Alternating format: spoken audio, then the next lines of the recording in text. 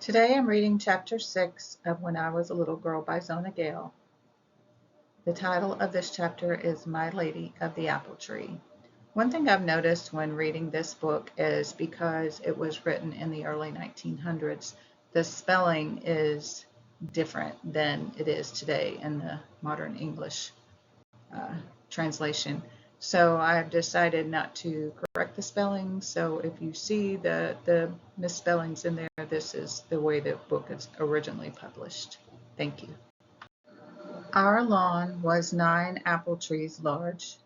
There were none in front, where only evergreens grew, and 2 silver Lombardy poplars, heaven tall. The apple trees began with the cooking apple tree by the side porch. This was, of course, no true tree except in apple blossom time, and at other times hardly counted. The length of 20 jumping ropes, they called them skipping ropes now, but we never called them so, laid one after another along the path, we would have brought one to the second tree, the eating apple tree, whose fruit was red without and pink-white within. To this day I do not know what kind of apples those were, whether Duchess, gilliflower, russet, sweet, or snow. But after all, these only name the body of the apple, as Jasper or Edith names the body of you. The soul of you, like the real sense of apple, lives nameless all its days. Sometime we must play the game of giving us a secret name, the Pathfinder, the Lamplighter, the Starseeker, and so on. But colors and flavors are harder to name and must wait longer than we.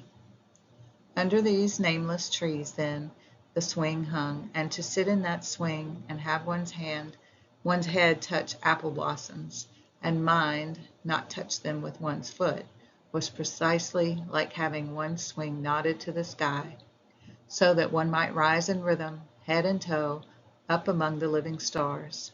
I can think of no difference worth the mentioning. So high it seemed, and if one does not know what rhythm is, one has only to say it over: spring, summer, apple blossom, apple, new moon, old moon, running river, echo, and then one will know. I would pick some, said Mother, looking at the apple blossoms, if I only knew which ones will never be apples.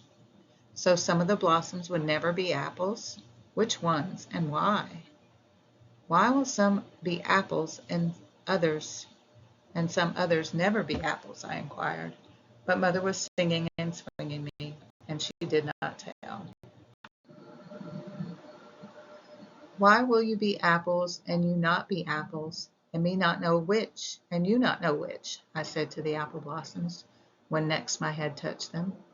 Of course, you never really speak to things with your throat voice, but you think it at them with your head voice. Perhaps that is the way they answer, and that is why one does not always hear what they say. The apple blossoms did not say anything that I could hear. The stillness of things never ceased to surprise me. It would have been far less wonderful to me if the apple blossoms and the Lombardy poplars and my new shoes had answered me sometimes, than that they always kept their unfriendly silence. One's new shoes look so friendly, with their winking button eyes, with their placid noses, and yet they act as cross about answering as do some little boys who move into the neighborhood. Indeed, if one comes to think of it, one's shoes are rather like the sturdy little boys among one's clothes. One's slippers are more like the little girls, all straps and bows and tiptoes. Then one's aprons must be the babies, long and white and dainty, and one's frocks and suits, that is to say one's new frocks and suits, are the ladies and gentlemen, important and elegant. One's everyday things are the men and women, neither important or elegant, but best of all, and one's oldest garments are the witches, shapeless and sad and haunted. This leaves ribbons and sashes and beads to be fairies, both good and bad. The silence of the nameless tree was to lift a little that very day. When Mother had gone in the house, something seemed always to be pulling at Mother to be back in the house, as in the house something always pulled me back out of the doors. I remember that I was twisting the rope and then lying back over the board, head down for the untwisting. And while my head was whirling and my feet were guiding, I looked up at the tree and I saw it as I had never seen it before. Soft falling skirts of white with lacy edges and flowery patterns, drooping and billowing all about a pedestal, which was the tree trunk, and up tapering at the top like a twist. Why, the tree was a lady, leaning in the air, there above the branches. Surely I could see her beautiful shoulders and her white arms, her calm face and her bright hair against the blue. She had risen out of the trunk, and the trees blossoming, and was waiting for someone to greet her. I struggled out of the swing and scrambled breathless back from the tree and looked where she should be. I already knew her. Nearly I knew the things that she would say to me. Sometimes now I know the things that she would have said if we had not been interrupted. The interruption came from 4 girls who lived, as I thought, outside of my world. For those were the little ladies when I did not yet know that this cannot be.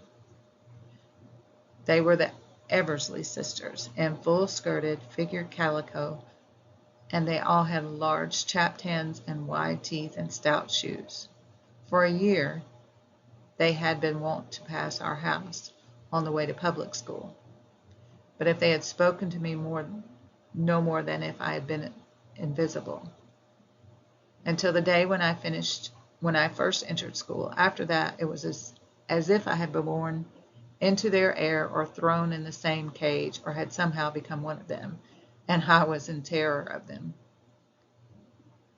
"Come here once," they commanded, their voices falling like sharp pebbles about the apple blossom lady and me. Obediently, I ran to the front fence, though my throat felt sick when I saw them coming. "Have an apple core? Give us some of them flowers. Shut your eyes so's you'll look just like you was dead." These were the things they had always said. Something kept telling me that I ought not to tell them about my lady, but I was always wanting to win their approval, and to let them know that I was really more one of them than they thought. So I disobeyed, and I told them. Mysteriously, breathlessly, I led them back to the tree, and feeling all the time that I was not keeping faith, I pointed her out to them. I showed them just where to look, beginning with the skirts, which surely anybody can see. I used often to dream about a crowd of apish, impish little folk was making fun of me, and that afternoon I lived it, standing out alone against those 4 who fell to instant jeering. If they had stooped and put their hands on their knees and hopped about making faces, it would have been no more horrible to me than their laughter. It held for me all the sense of bad dreams, and then of waking alone in the middle of the night. The worst was that I could find no words to make them know. I could only keep saying, "She is there, she is there, she is there."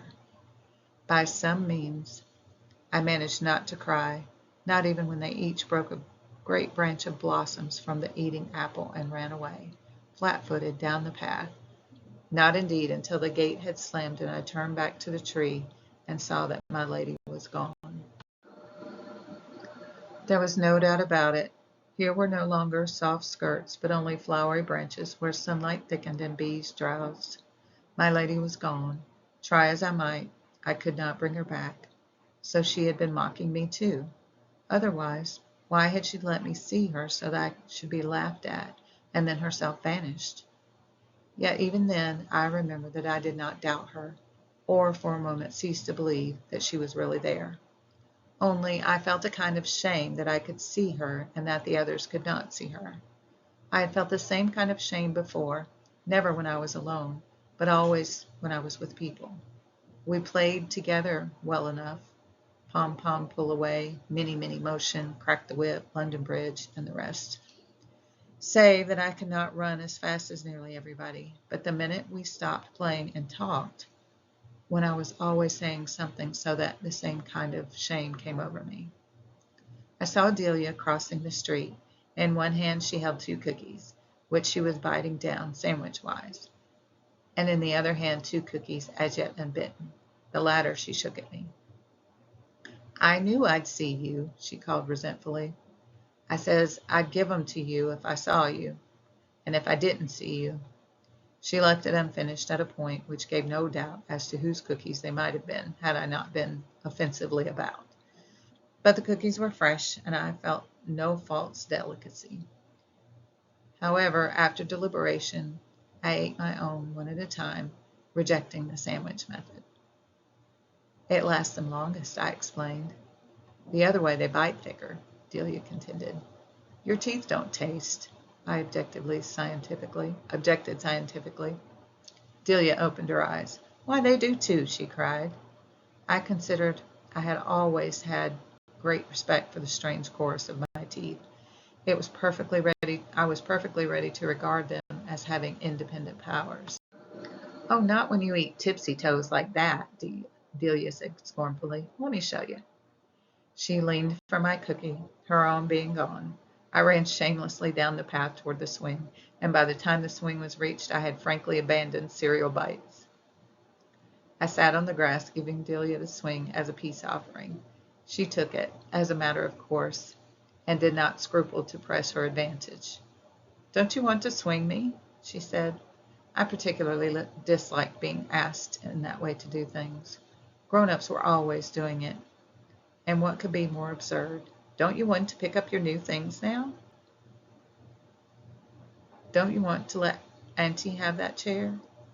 Don't you want to take this over to Mrs. Rodman? The form of the query always struck me as quite shameless.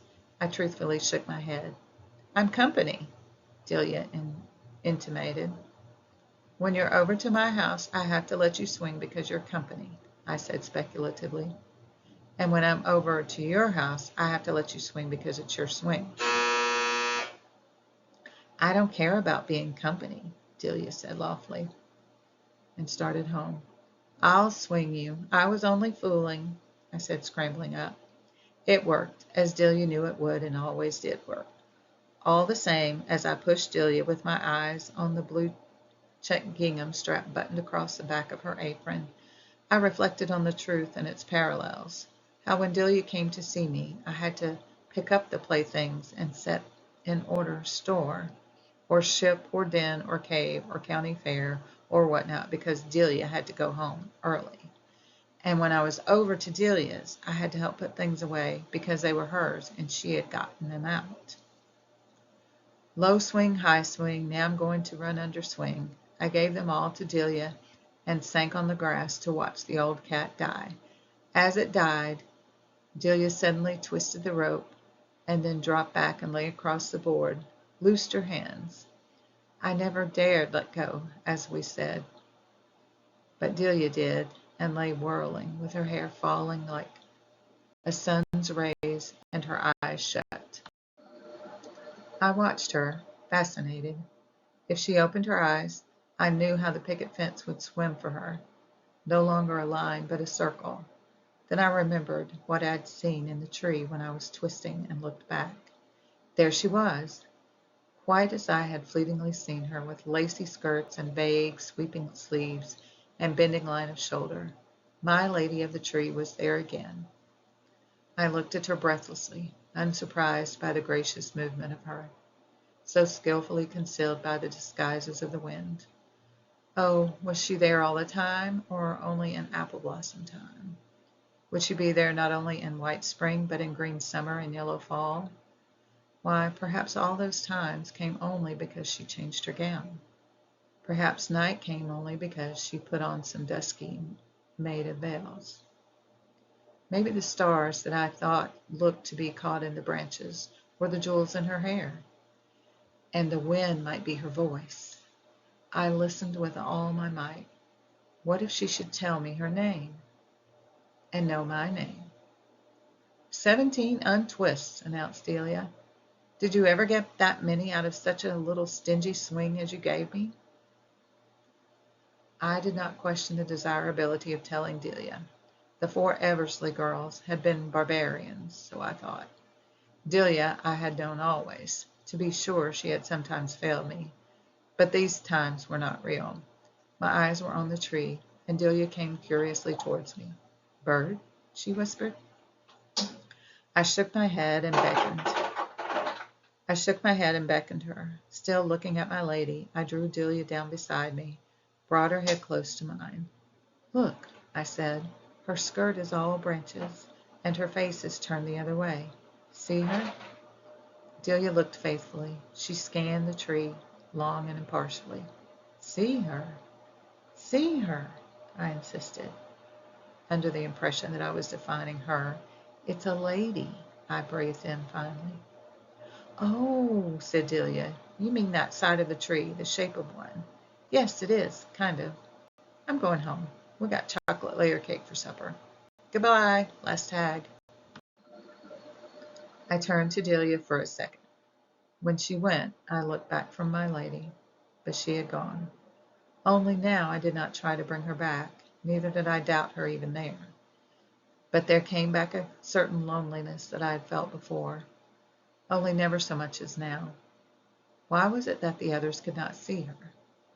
I lay face down in the grass under the tree. There were other things like this lady that I had been conscious of, which nobody else seemed to care about. Sometimes I had tried to tell, more often I had instinctively kept still. Now slowly I thought that I understood. I was different from the whole world. Did I not remember how when I walked on the street groups of children would sometimes whisper, "There she is, there she is," or "Here she comes"? I had no thought, poor child, that this would be because my hair was long, like little Eva's in the only play that most of us had seen. But now I thought I knew what they had known, and I had not known that I was different. I dropped my face in the crook of my arm and cried silently, because to cry aloud seemed always to have about it a kind of nakedness. But I cried sorely, pantingly, and with aching throat, and tried to think it out. What was the difference? I had heard them say in the house that my head was large, my hair too long, to let me be healthy. And the four Eversleys always wanted me to shut my eyes so that I should look dead. But it was something other than these. Maybe I shall never forget the grip of that fear. Maybe I was not human. Maybe I was adopted. I had no clear idea what adopted meant, but my impression was that it meant not to have been born at all. That was it. I was like the apple blossoms that would never be apples.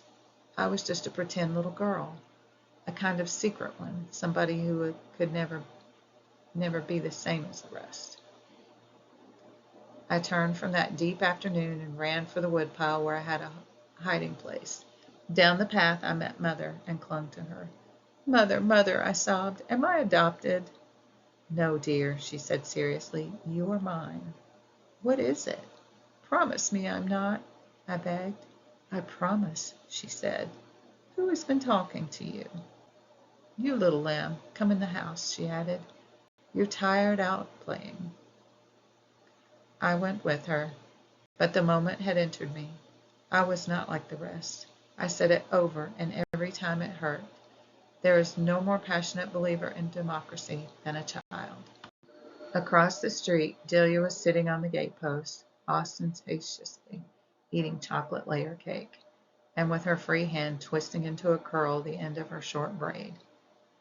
Between us there seemed to have revealed itself a gulf, life-wide. Had Delia always known about me? Did the Rodman girls know? And Callista? The four Eversleys must know. This was why they laughed so. But remember how, most of all, I hope that Mary Elizabeth did not know, yet. From that day I faced the truth. I was different. I was somehow not really truly. And it seemed to me that nothing could ever be done about it. And that is the end of chapter 6. Thank you for listening.